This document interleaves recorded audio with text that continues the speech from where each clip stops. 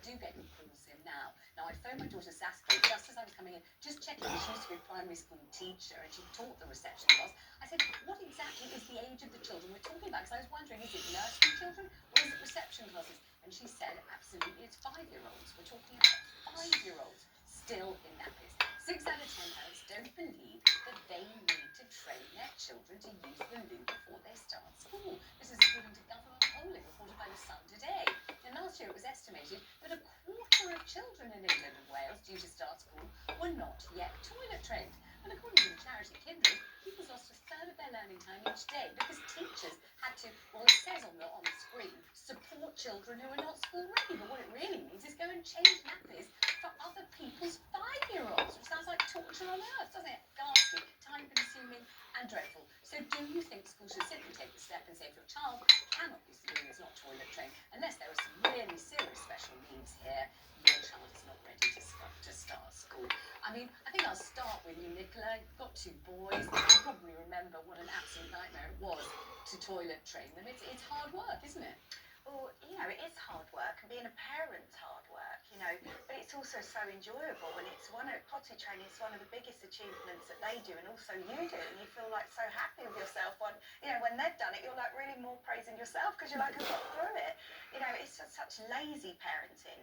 To have a 5-year-old, as long as there's not any additional needs, of course, to have a 5-year-old still in nappies is utterly ludicrous. And for the child itself to be in school with its peers that most of them will not be in nappies, what are you saying to this child? I know I don't like banning, but definitely there should be a rule that if your child is not potty trained, your child cannot start school. Well, so what do you think? Because, of course, the backlash will reflect on the child itself, not just the parents. Yeah, absolutely. And I don't know if you said their peers or their peers.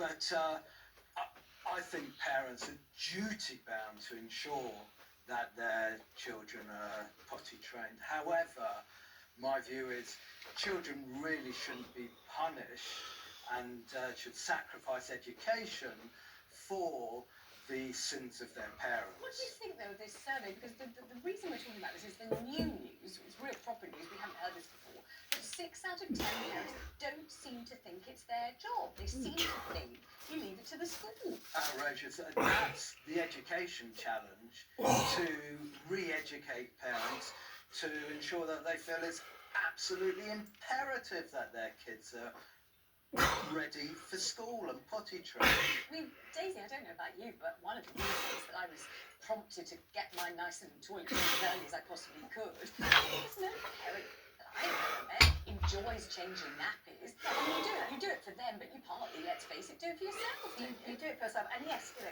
as we've just been saying, you go through this horrible few weeks or few months where there are accidents all over the house and blah blah. And it's the same as when you're trying to teach a child to feed themselves. You have to let them do it, and they will make a horrible mess at the beginning. And so, if you don't want to experience that mess, you leave them, eating the baby food or in the nappies. But this all got a lot worse during COVID, when the nurseries weren't open, the schools weren't open, and parents, of course, had a lot on their plate, but just stopped thinking that it was something that they had to deal with. They just put it off and put it off. Because I've got teachers in my family, and they said exactly the same, that when kids came back after COVID, this became a real problem, and suddenly all the nursery teachers and reception teachers were spending their time changing nappies.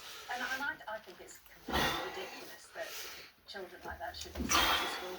But there does seem to be this feeling at the moment that it's not our problem as parents, and someone else will do the messy, dirty work. I mean, I just remember this tortoise potty.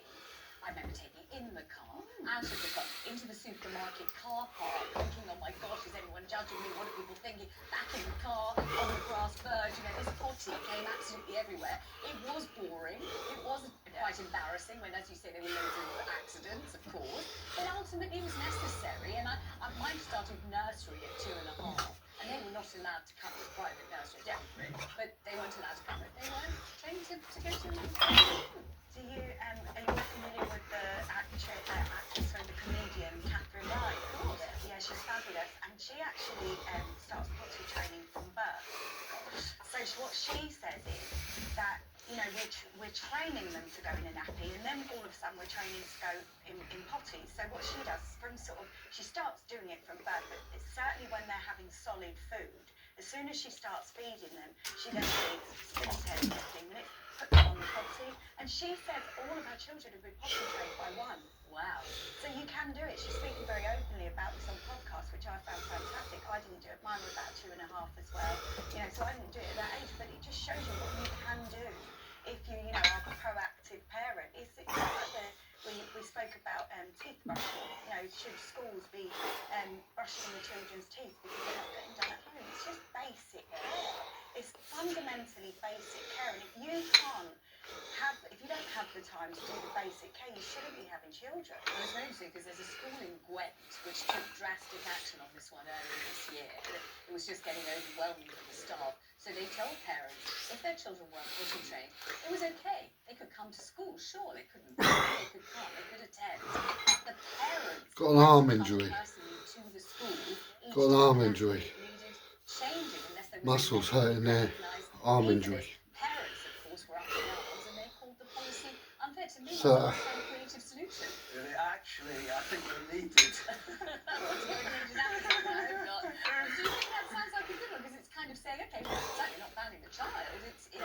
It is, but it's impractical. You have parents, single parents who are working, doing responsible jobs. I don't know how pragmatic it is, but we just should not be in a scenario where kids are coming to school and needing nappies. At my time, we had naps, not nappies. Absolutely. I mean, the numbers 0207 862 2222 do really talk about potty training your own children. How long did it take you? What age did you start? Liza Nicholas saying, or Catherine Ryan does, maybe you started very, very young, pretty much at birth. How did it work? Were you something you just couldn't manage to do it? Not everyone can do these things. Maybe you tried really hard and somehow your child didn't respond, but we'd love to know. I mean, the issue is that it's a very delicate, difficult time when children are just starting reception. Well, If the teacher's forever out of the classroom, it's a nightmare. Well, that's one thing, making the teacher's burden so much more, but also the stigma on the child. If there are a few kids who are having accidents and who their teachers are saying, right, it's time to change your nappy. These are kids, they're this big, they're not babies. And I just can't believe you would willingly send your child to school facing that. I mean, it's similar, but we all have to go through the agony of teaching our children how to ride a bike. It's deeply unpleasant, it hurts, all the rest of it. But you do it because you want your child to be able to have that life skill. And I mean, potty training is much more important than that.